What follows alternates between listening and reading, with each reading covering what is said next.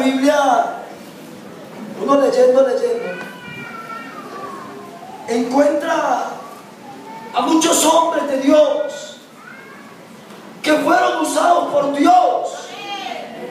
¿Y qué persona cuando se convierte a Cristo no anhela, no desea desde lo más profundo de su propia existencia un día que Dios lo coloque en lugares altos? Amén. Que Dios lo use en gran manera. ¿Quién lo ha deseado? ¿Quién ha querido un día que Dios lo mande a donde otros no han ido? Es el propósito de una persona cuando entiende quién es Dios. La Biblia registra la historia de un profeta de Dios. O sea, comenzando, hay que entender que Jonás no era un mundano, era un hombre de Dios. Hombre de Dios porque predicaba la palabra. Hombre de Dios porque tenía un diálogo con Dios. Hombre de Dios porque entre muchas personas a Dios le plació escogerlo a usted y escogerme a mí, no porque Él quiso. Y que Dios tiene misericordia del que Él quiere. Usted está aquí porque Él quiso. Dios no le preguntó allá a ningún ángel o a ningún arcángel: oiga, ¿usted qué opina de la hermanita María? ¿Será que esta mundanita, si yo la salvo, sí me servirá para algo? Mire, Dios escogió a los apóstoles. ¿Sabe cómo dice la Biblia? Y los escogió según Él quiso. A Jonás, ¿quién lo escogió? ¿Por qué? Quiso. Por eso, todo profeta en la Biblia, David fue el rey de Israel. ¿Por qué? Porque cuando Elías la embarró, Dios escogió a Eliseo. ¿Por qué? ¿Por qué se abrió esta obra aquí? ¿Y por qué mandaron a él, pastor, que usted tiene? ¿Por qué? ¿Y por qué estos diáconos? ¿Por qué estos de ahí? Porque Dios quiso. ¿Y por qué los mundanos del frente no han sido salvos? ¿Por qué? Que Dios quiso. ¿Y por qué usted sí y el otro no? Que Dios quiso. ¿Y por qué la hermana Luquita? ¿Por qué ella que no tiene plata? ¿Por qué no otra que tenga la vinca? ¿Por qué usted? Hermana, ¿por qué usted? Que Dios quiso y punto. Es que cuando Dios quiere algo, Dios lo hace. Amén. Y si Dios me escogió porque Él quiso, Él me manda donde quiera porque también quiso. Amén. Entonces yo tengo que diferenciar. Si Dios me llamó porque Él quiso, no porque yo quise, entonces yo no puedo hacer lo que yo quiera. Amén. Amén. Dios llamó a un hombre llamado Jonás. Resulta que más de 108,000 de habitantes de una ciudad pagana llamada, ¿cómo se llama? Nínive. Hombres malos, despiadados, y llevaban a los cristianos arriados. Les caía muy mal los seguidores de Jehová. Y vemos en este tiempo una generación que peor porque ya no les caemos mal. Ahora ya les caemos muy bien. Lo que no quieren es convertirse. Ahora nos dan la lista para que oremos. Ore por mi mamá, ore por mi papá, ore hasta por el perrito y le apuntan el nombre del perrito.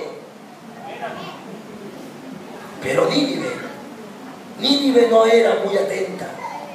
Nínive era una ciudad pagana donde no querían oír palabra de Dios. Le habían cerrado las puertas a la predicación, a lo que Dios anunciaba. Estaban indignados con el pueblo de Israel sin motivo y causa alguna, porque ellos querían justificarse en su maldito paganismo para llevar a los cristianos y someterlos en su tierra a lo que ellos se les daba la gana de hacer con un cristiano. Cuando Jonás un día recibe un llamamiento de Dios, qué bueno que Dios le diga, hermano. Usted imagina que Dios le hable a usted y le diga, a usted personalmente, no que le mande a decir. Usted se imagina esa experiencia, qué hermosa, que Dios le diga, hijo mío, ve a predicar el domingo a la iglesia central de la Granja. Aleluya, usted le dará templadera, le dará de todo, pero usted sabe que va para la central. Lo peor que le pueda pasar es que tiemble allá y sude, porque con temor y temblor se le sirve al Rey. Qué Dios tan bueno tenemos, hermano. ¿Cierto que sí? Merece un aplauso a ese Dios tan grande.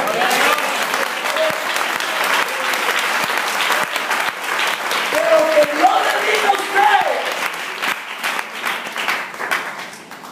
mañana irá solo a la olla a la 1 de la mañana. Se va a meter ahí adentro del rincón más oscuro y va a predicar la palabra. ¿Cómo cambia el panorama? ¿Cierto que sí? Usted coge la cabeza así, Señor, pero no me puede acompañar el hermano fulano. Y si quiere yo voy, pero al mediodía. Entonces ya comienza uno a proponerle a Dios, a darle ideitas a Dios, ideitas ficticias. Porque es que cuando Dios a usted le dice vaya, es porque Él va adelante, abriendo, rompiendo cadenas, sacando espinos, dice la alabanza. Él abre puertas y nadie la cierra. Hermano, ¿usted lo cree?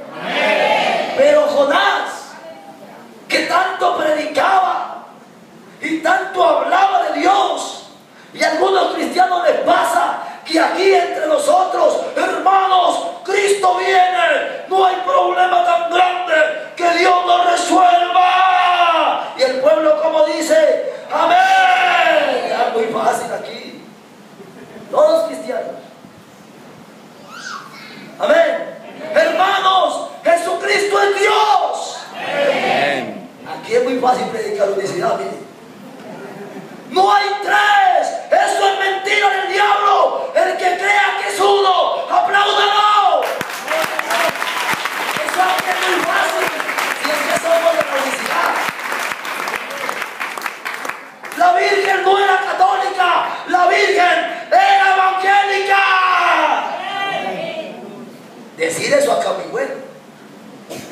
Pero vaya que Dios le diga, necesito que entres el domingo a la catedral y le diga que el Cristo petrolero no existe y que la Virgen no hace milagros. Te coge la cabeza así, no sé. Eso yo no me meto allá.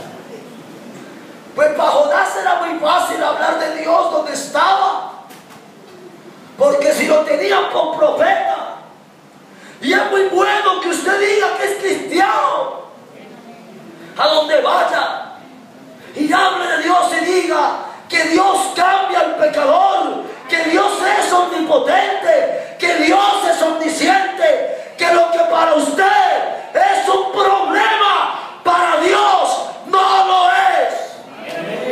Una cosa es que a usted algo le quede grande y otra es que a Dios le quede grande. A Dios no le queda grande nada. Si lo cree, dígame. Amén. Pero este Jonasito, cuando escuchó la palabra Nínive, le dio cutucutu. Y entonces quiso comenzar a planear en su cabeza su propio proyecto de vida. No, Dios es justo, Dios lo sabe todo. Yo no es por miedo, no, sino que es que en Tarsis también le dan la palabra. Pecadores en Tarsis. Entonces comenzó a pensar lo que se le dio la gana a él y a pensar que Dios iba a tragar el cuento. Y apenas lo miraba, porque Dios ya sabía todo. Ya había nacido un pescadito chiquitico un día, ya estaba engordándose para adentro del agua. Ese pescado iba por el agua y ya Dios lo tenía más o menos listo para... Ya le estaba creciendo el estómago hacia el pescado. Ya era el momento, ya era el momento. Hermano, Dios tiene preparado un pez para la iglesia. Si la iglesia sigue haciendo lo que se le da la gana. Hermano, ¿usted lo cree? Si lo cree, dígame que eso es así. Eso es así. Es que Dios no está obligado a seguirlo a usted para el comité que usted quiera. Señores, que a mí en la alabanza me cae mal la hermana, yo quiero es allí como jóvenes. Y tú te piensas que Dios se va dentro de ti, bueno, pues, ¿qué se va a hacer? Mira, hermano, tiene que volverse serio y volverse serio. Porque es que un Dios tan grande merece respeto, honra, gloria y honor. Y cuando Dios dice sí, es sí. Y si Dios dice no, pues es no y punto. Pero la iglesia ahora quiere proponerle a Dios y hacer cambalache con Dios. Que yo no me congrego allí porque que allá el pastor me exhorta mucho. A mí me gusta ser de allá. Prefiere pagar taxi porque ustedes se le antojan. No se sujeta. Hermanita, siéntese. Si le dicen algo a su hijo, usted se sopla. Y en vez de estar en defensa de Dios, se levanta en defensa de su hijo, haciendo lo que hizo Elí, que colocó por encima a sus hijos que a Dios. ¿Y sabe cómo quedó ese ministerio? Patas arriba.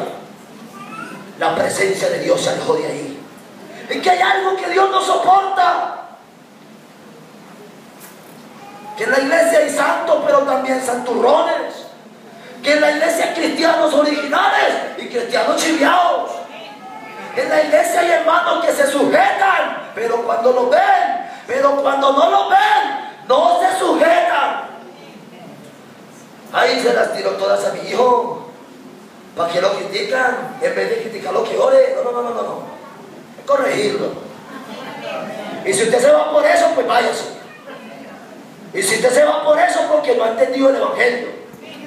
Estaba ahí por emociones. Porque Dios al que ama lo disciplina. Y usted que tanto dice que Dios lo ama, pues deje que lo discipline. Hermano, ¿usted lo cree? Hermano, ¿usted lo cree? Jonás, ve a Nínive. Jonás, ve ahí. Comenzó a mirar el bolsillo. Ah, no, tenía túnica, no tenía bolsillo.